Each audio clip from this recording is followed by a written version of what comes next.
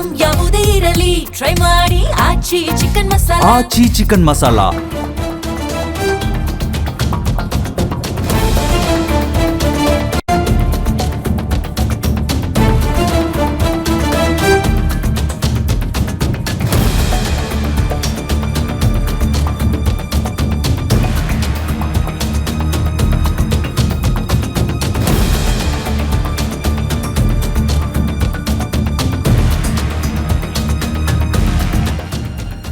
ನಾಳೆ ರಾಜೀನಾಮೆ ನೀಡೋದಕ್ಕೆ ಸಿದ್ದರಾಮಯ್ಯನವರು ರೆಡಿ ಆಗಿದ್ದಾರೆ. ಹಾಗಾಗಿ ರಾಜ್ಯಪಾಲರ ಸಮಯವನ್ನ ಕೂಡ ಕೇಳಿದ್ದಾರಂತೆ ಸಿದ್ದರಾಮಯ್ಯ. ನಾಳೆ ಬೆಳಗ್ಗೆ ಸಿಎಂ ಸ್ಥಾನಕ್ಕೆ 10:30 ರಾಜೀನಾಮೆ ಕೊಡುವ ಸಾಧ್ಯತೆ ಇದೆ. ಆ ಸಮಯ ನಿಗದಿಯಾಗಿದೆ ಅಂತ ರಾಜಭವನಕ್ಕೆ ತೆರಳಿ ರಾಜೀನಾಮೆಯ ಪತ್ರವನ್ನ ನೀಡಿ ಬರ್ತಾರೆ ಸಿದ್ದರಾಮಯ್ಯ ಅನ್ನೋದ್ರ ಬಗ್ಗೆ ಡೀಟೇಲ್ ಸಿಗ್ತಾ ಇದೆ. ರಾಜ್ಯಪಾಲರ ಸಮಯವನ್ನ ಆಲ್ರೆಡಿ ಸಿಎಂ ಸಿದ್ದರಾಮಯ್ಯ ಕೇಳಿದ್ದಾರೆ. 10:30 ಅನ್ನುವಂತ ಸಮಯ ಕೂಡ ನಿಗದಿಯಾಗಿದೆ ಅನ್ನೋದ್ರ ಬಗ್ಗೆ ಡೀಟೇಲ್ ಸಿಗ್ತಾ ಇದೆ. ಹಾಗಾಗಿ ನಾಳೆ ಬೆಳಗ್ಗೆ 10:00 ಈ ಆಪ್ತ ಸಚಿವರು ಸಂಪುಟದ ಸಹೋದ್ಯೋಗಿಗಳ ಜೊತೆ ಒಂದು ಬ್ರೇಕ್ಫಾಸ್ಟ್ ಮೀಟಿಂಗ್ ಇದೆಯಲ್ಲ, ಅದನ್ನ ಅಂತ್ಯಗೊಳಿಸಿ ನೇರವಾಗಿ ರಾಜಭವನಕ್ಕೆ ತೆರಳಿ ತಮ್ಮ ರಾಜೀನಾಮೆ ಪತ್ರವನ್ನ ಕೊಟ್ಟು ಬರ್ತಾರೆ ಸಿದ್ದರಾಮಯ್ಯನವರು. ಅದಾದ ಬಳಿಕ ಅಧಿಕೃತವಾಗಿ ಶಾಸಕಾಂಗ ಪಕ್ಷದ ನೂತನ ನಾಯಕನ ಆಯ್ಕೆ ಕೂಡ ಆಗುತ್ತೆ. ಅಧಿಕೃತವಾಗಿ ಅದು ಘೋಷಣೆ ಆಗುತ್ತೆ. ಅದಾದ ಬಳಿಕ ತದನಂತರದಲ್ಲಿ ಡಿಕೆ ಶಿವಕುಮಾರ್ ಅವರ ಪಟ್ಟಾಭಿಷೇಕ ಶುಕ್ರವಾರ ಆಗುತ್ತೆ ಅನ್ನೋದ್ರ ಡೀಟೇಲ್ಸ್ ಸದ್ಯ ಸಿಗ್ತಾ ಇದೆ. ಇದು ನಾಳೆ ಮತ್ತು ನಾಡಿದ್ದು ಆಗುವಂತಹ ಬೆಳವಣಿಗೆಗಳು. ರಾಜ್ಯ ಕಾಂಗ್ರೆಸ್ ಪಾಳ್ಯದಲ್ಲಿ ನೂತನ ಸಾರಥಿಯ ಆಯ್ಕೆ ನಾಳೆನೇ ಆಗೋಗುತ್ತೆ. ಸಿದ್ದರಾಮಯ್ಯನವರು ಕೆಳಗಿಳಿಯೋದಕ್ಕೆ ಮುಹೂರ್ತ ಕೂಡ ಫಿಕ್ಸ್ ಆಗಿ ಹೋಗಿದೆ. ರಾಜಭವನಕ್ಕೆ ಹೋಗೋದಕ್ಕೆ 10:30 ಸಮಯ ನಿಗದಿಯಾಗಿದೆ ಅಂತೆ. ಕಾರಣ ರಾಜ್ಯಪಾಲರು ಸಮಯ ಕೊಟ್ಟಿರ್ತಾರೆ ಇಷ್ಟೊತ್ತಿಗೆ ಬನ್ನಿ ಅಂತ. ಹಂಗಾಗಿ 10:30 ರಾಜ್ಯಪಾಲರನ್ನ ಭೇಟಿಯಾಗಿ ರಾಜೀನಾಮೆ ಪತ್ರವನ್ನ ಕೊಟ್ಟು ಬರ್ತಾರೆ ಸಿದ್ದರಾಮಯ್ಯ ಅನ್ನೋದ್ರ ಡೀಟೇಲ್ ಸಿಗ್ತಾ ಇದೆ. ಬಟ್ ಎನಿವೇ, ಒಬ್ಬ ಮಾಸ್ ಲೀಡರ್ ಸಿದ್ದರಾಮಯ್ಯನವರು. ಬಟ್ ಅವರ ಅದೃಷ್ಟ ಬಹಳ ಚೆನ್ನಾಗಿತ್ತು ಪಕ್ಷದಲ್ಲಿ ಅನ್ನೋದನ್ನ ಕೂಡ ನಾವು ನೆನಪು ಮಾಡ್ಕೊಳ್ಬೇಕು ಅಂತ ಅನ್ಸುತ್ತೆ. ಪ್ರಮುಖವಾಗಿ ಅವರ ಬೇಸ್ ಜನತಾದಳದಿಂದ ಕೂಡ ಕಾಂಗ್ರೆಸ್ಗೆ ಬಂದಾಗ ಅವರ ಅದೃಷ್ಟ ಕುಲಾಯಿಸಿತ್ತು ಅಂತ ನೋಡಿ. ಡಿ ಕೆ ಶಿವಕುಮಾರ್ ಅವರು ಪಕ್ಷದಲ್ಲೇ ಉಳ್ಕೊಂಡು ಪಕ್ಷವನ್ನ ಕಟ್ಟಿ ಬೆಳೆಸೋದ್ರಲ್ಲಿ ಅವರ ಪರಿಶ್ರಮ ಎಷ್ಟಿತ್ತು, ಅವರ ತ್ಯಾಗ ಎಷ್ಟಿತ್ತು, ಇದೆಲ್ಲ ಎಲ್ಲರಿಗೂ ಗೊತ್ತಿರುವಂತಹ ವಿಚಾರ. ಬಟ್ ಇದರ ಮಧ್ಯದಲ್ಲಿ ಸಿದ್ದರಾಮಯ್ಯನವರ ಲಕ್ ಹೆಂಗಿತ್ತು ಅಂದ್ರೆ, ವಲಸಿಗರಾದ್ರೂ ಕೂಡ ಉನ್ನತ ಹುದ್ದೆಯಲ್ಲಿ ಕೂತ್ಕೊಳ್ಳುವಂತ ಅವಕಾಶ ಕಾಂಗ್ರೆಸ್ ಪಾಳ್ಯದಲ್ಲಿ ಸಿಕ್ತು ಅವ್ರಿಗೆ ಅಂತ. ಬಿಕಾಸ್ ಅವ್ರು ಮಾಸ್ ಲೀಡರ್ ಆಗಿದ್ರು ಅನ್ನೋ ಕಾರಣಕ್ಕೆ ಪ್ರಮುಖ ಹುದ್ದೆಗಳನ್ನ ನಿಭಾಯಿಸಿರುವ ಕೀರ್ತಿ ಕೂಡ ಸಿದ್ದರಾಮಯ್ಯನವ್ರಿಗೆ ಇದೆ. ದಾಖಲೆ ಮೇಲೆ ದಾಖಲೆಗಳನ್ನ ಪುಡಿಗಟ್ಟಿದ್ದಾರೆ ಕಾಂಗ್ರೆಸ್ ಪಾಳ್ಯದಲ್ಲಿ. ಹಂಗಾಗಿ ಅದೆಲ್ಲದರ ಕೀರ್ತಿಯ ಜೊತೆಗೆ ಎಕ್ಸಿಟ್ ಆಗ್ತಿದ್ದಾರೆ. ಒಳ್ಳೆ ರೀತಿಯ ಎಕ್ಸಿಟ್ ಆಗ್ತಾ ಇದೆ. ಅದು ಗಮನಿಸಬೇಕಾಗಿರುವಂತಹ ವಿಚಾರ. ಈ ಬಗ್ಗೆ ಮತ್ತಷ್ಟು ಡೀಟೇಲ್ಸ್ ಅನ್ನ ಕೊಡ್ತಾ ಹೋಗ್ತಾರೆ political bureau head Maruti Pavagada ನೇರ ಸಂಪರ್ಕದಲ್ಲಿ ಜಾಯಿನ್ ಆಗ್ತಿದ್ದಾರೆ. ಮಾರುತಿ, ಎನಿವೇ ಸಿದ್ದರಾಮಯ್ಯನವರ ಎಕ್ಸಿಟ್ಗೆ ಸಮಯ ನಿಗದಿ, ರಾಜೀನಾಮೆ ಪತ್ರ ಕೊಡ್ತಾರೆ, ಇದೆಲ್ಲವನ್ನ ಯೋಚನೆ ಮಾಡ್ತಾ ಇದೀವಿ. ಆದ್ರೆ ಅದ್ರ ಬಗ್ಗೆ ಅಪ್ಡೇಟ್ಸ್ ಅನ್ನ ತಿಳ್ಕೊಳ್ತಾ ಇದೀವಿ. ಇದ್ರ ಮಧ್ಯದಲ್ಲಿ ಸಿದ್ದರಾಮಯ್ಯನವರ ಎಂಟ್ರಿ ಹೆಂಗಿತ್ತು ಅನ್ನೋದನ್ನ ಕೂಡ ನೆನಪು ಮಾಡ್ಕೊಳ್ಬೇಕು ಅಂತ ಅನ್ಸುತ್ತೆ. ಪ್ರಮುಖವಾಗಿ ಜನತಾದಳದಿಂದ ಬಂದ್ರೂ ಕೂಡ ಕಾಂಗ್ರೆಸ್ನಲ್ಲಿ ಅವರಿಗೆ ಸಿಕ್ಕಿದ್ದೆಲ್ಲವೂ ಕೂಡ ಒಂದ್ ರೀತಿ ಒಳ್ಳೊಳ್ಳೆ ಹುದ್ದೆಗಳೇ. ಹಂಗಾಗಿ ಒಳ್ಳೆ ರೀತಿಯ ಎಕ್ಸಿಟ್ ಕೂಡ ಸಿಗ್ತಾ ಇದೆ ಅವ್ರಿಗೆ ಅಂತ. ಎಲ್ಲೂ ಕೂಡ ಬೇಸರ ತರಿಸುವಂತ ಸನ್ನಿವೇಶಗಳು ಸಿದ್ದರಾಮಯ್ಯನವರ ವಿಚಾರದಲ್ಲಿ ಇದ್ದಂಗೆ ಕಾಣಿಸಲ್ಲ.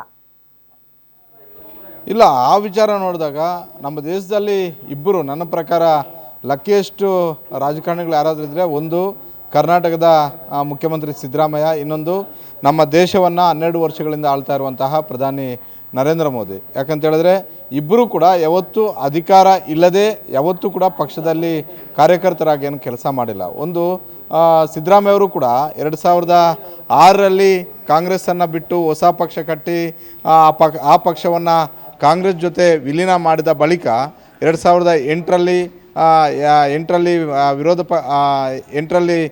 BJP ಅಧಿಕಾರಕ್ಕೆ ಬರುತ್ತೆ, ಕಾಂಗ್ರೆಸ್ ವಿರೋಧ ಪಕ್ಷವಾಗುತ್ತೆ.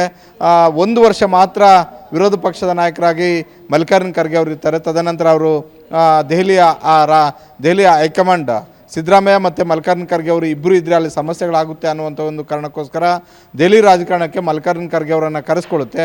ಅದಾದ ಬಳಿಕ ಸಿದ್ದರಾಮಯ್ಯ ಅವರು ವಿರೋಧ ಪಕ್ಷದ ನಾಯಕರಾಗ್ತಾರೆ. ಅವತ್ತಿಂದ ಇವತ್ತಿನವರೆಗೂ ಒಂದಲ್ಲ ಒಂದು ಅಧಿಕಾರದಲ್ಲಿ ಸಿದ್ದರಾಮಯ್ಯ ಇದ್ದಾರೆ. ಅಂದರೆ ವಿರೋಧ ಪಕ್ಷದ ನಾಯಕರಾಗಿದ್ದಾರೆ ಅಂತ ಹೇಳಿದ್ರೆ ಸಹಜವಾಗಿ ಶಾಡೋ ಸಿ ಎಂ ಅಂತಲೇ ನಾವು ಕರಿತೀವಿ. ಮುಖ್ಯಮಂತ್ರಿಗೆ ಯಾವೆಲ್ಲ ಅಧಿಕಾರಿಗಳಿರ್ತಾವೋ ಆ ಎಲ್ಲ ಅಧಿಕಾರಿಗಳು ಎಲ್ಲಾದರೂ ಪ್ರವಾಸ ಮಾಡಿದಂಥ ಒಂದು ಸಂದರ್ಭದಲ್ಲಿ ಅಧಿಕಾರಿಗಳ ಸಭೆಯನ್ನು ಕರೆಯುವಂತಹ, ಅಧಿಕಾರಿಗಳಿಂದ ಸಂಪೂರ್ಣವಾದಂಥ ಒಂದು ಮಾಹಿತಿಯನ್ನು ತೆಗೆದುಕೊಳ್ಳುವಂತಹ, ಯಾವುದಾದ್ರೂ ಒಬ್ಬ ಅಧಿಕಾರಿ ಅವರಿಗೆ ಸರಿಯಾದಂಥ ಒಂದು ಮಾಹಿತಿ ಕೊಡಲಿಲ್ಲ ಅಂತ ಹೇಳಿದ್ರೆ ಅವರನ್ನು ಸರ್ಕಾರದಿಂದ ಕ್ರಮ ತಗೊಳ್ಬೇಕು ಅನ್ನುವಂಥ ರೀತಿಯಲ್ಲಿ ಶಿಫಾರಸು ಮಾಡುವಂಥ ಒಂದು ಅಧಿಕಾರವೂ ಕೂಡ ಇರುತ್ತೆ. ಅಷ್ಟರ ಮಟ್ಟಿಗೆ ಆ ಹುದ್ದೆ ಭಾಳಷ್ಟು ಪವರ್ಫುಲ್ ಆದಂಥ ಒಂದು ಹುದ್ದೆ ವಿರೋಧ ಪಕ್ಷದ ನಾಯಕರಾಗಿ. ಹೀಗಾಗಿ 2013ರಲ್ಲಿ ಕಾಂಗ್ರೆಸ್ ಅಧಿಕಾರಕ್ಕೆ ಬರುತ್ತೆ. ಕಾಂಗ್ರೆಸ್ಸಿಂದ ಬಂದ ಕೆಲವೇ 7-8 ವರ್ಷದಲ್ಲಿ ಮುಖ್ಯಮಂತ್ರಿ ಸ್ಥಾನವನ್ನು ಅಲಂಕರಿಸ್ತಾರೆ. ಅದಾದ ಬಳಿಕ 2018ರಲ್ಲಿ ಸಮ್ಮಿಶ್ರ ಸರ್ಕಾರ ಬರುತ್ತೆ.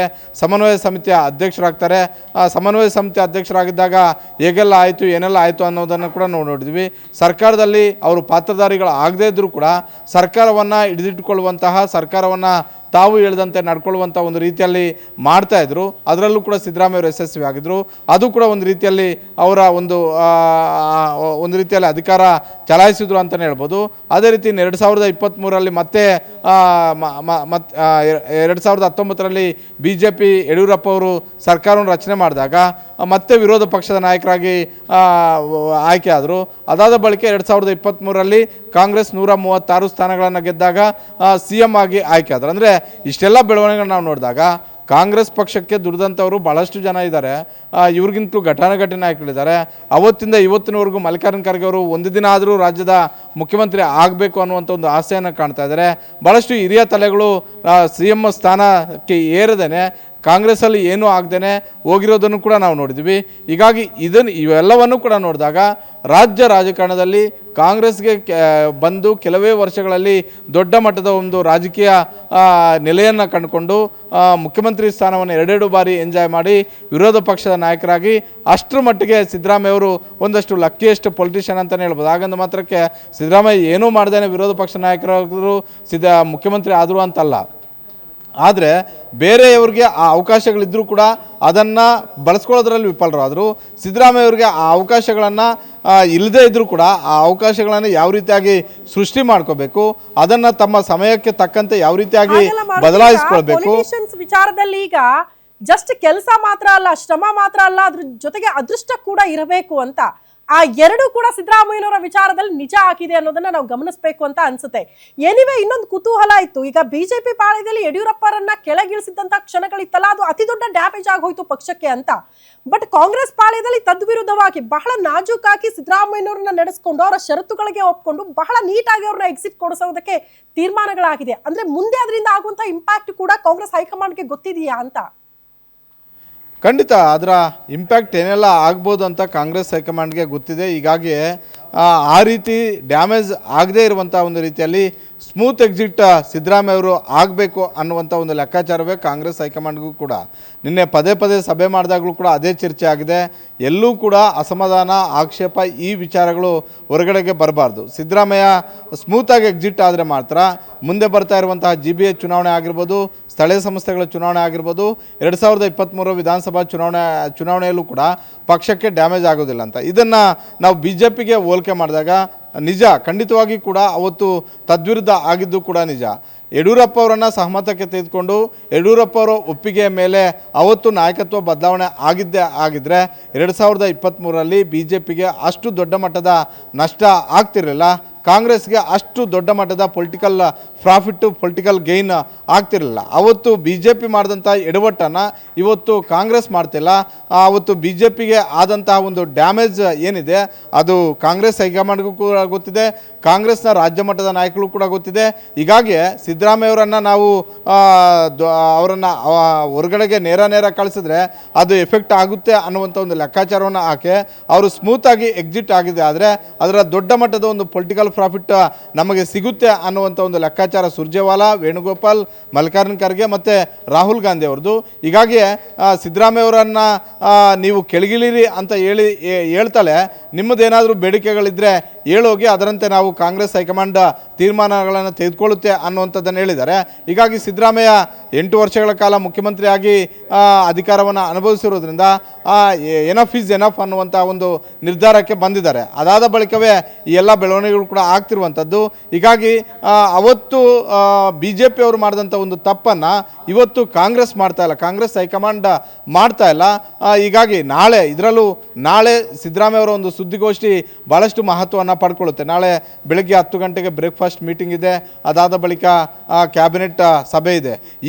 ಈ ಎರಡರ ನಡುವೆ ಸಿದ್ದರಾಮಯ್ಯ ಅವರು ಒಂದು ಸುದ್ದಿಗೋಷ್ಠಿಯನ್ನು ಕರಿಬೋದು. ಆ ಸುದ್ದಿಗೋಷ್ಠಿಯಲ್ಲಿ ನಾನು ಯಾವ ಕಾರಣಕ್ಕೋಸ್ಕರ ರಾಜೀನಾಮೆಯನ್ನು ಕೊಡ್ತಾ ಇದ್ದೀನಿ ಅನ್ನುವಂಥದ್ದನ್ನು ಕೂಡ ಹೇಳುವಂಥ ಒಂದು ಸಾಧ್ಯತೆ ಇದೆ. ಸ್ಮೂತ್ ಎಕ್ಸಿಟ್ ಯಾವ ಕಾರಣಕ್ಕೆ ಅನ್ನುವಂಥದ್ದನ್ನು ಕೂಡ ಹೇಳುವಂಥ ಒಂದು ಸಾಧ್ಯತೆ ಇದೆ. ಅದು ಬೇರೆ ಮೆಸೇಜ್ ಹೋಗುತ್ತೆ. ಈಗ ಅವತ್ತು ಯಡಿಯೂರಪ್ಪ ಅವರು ಕಣ್ಣೀರು ಹಾಕಿದ್ದು ಏನೇ BJP ಹೈಕಮಾಂಡ್ ಏನೇ ನಿರ್ಧಾರ ಆಗಿರ್ಬೋದು, ಯಡಿಯೂರಪ್ಪ ಅವರ ಒಂದು ಕಣ್ಣೀರು ಬೇರೆ ಸಂದೇಶ ರವಾನೆ ಆಗಿತ್ತು. ಅದು ಫಲಿತಾಂಶದ ಮೇಲೆ ಬೇರೆ ರಿಫ್ಲೆಕ್ಟ್ ಆಗಿತ್ತು. ನಾವೆಲ್ಲರೂ ಕೂಡ 2023ರಲ್ಲಿ ಏನಾಯಿತು ಅನ್ನೋದನ್ನು ನೋಡಿದ್ವಿ. ಹೀಗಾಗಿ ನಾಳೆ ಸಿದ್ದರಾಮಯ್ಯ ಒಂದು ಕೊಡುವಂಥ ಒಂದು ಹೇಳಿಕೆ ಬೇರೆ ಮೆಸೇಜ್ ರವಾನೆ ಆಗುತ್ತೆ. ಹೀಗಾಗಿಯೇ ಸಿದ್ದರಾಮಯ್ಯವರ ನಾಳೆ ಸುದ್ದಿಗೋಷ್ಠಿ ಬಹಳಷ್ಟು ಮಹತ್ವವನ್ನು ಪಡ್ಕೊಂಡಿದ್ದೆ. ಬಹುತೇಕ ಈ ವಿಚಾರದಲ್ಲಿ ಕಾಂಗ್ರೆಸ್ ಹೈಕಮಾಂಡ್ ಪದೇ ಸಕ್ಸಸ್ ಆಗ್ತಿದೆ ಅಂತಲೇ ಹೇಳ್ಬೋದು. ಶ್ರುತಿ.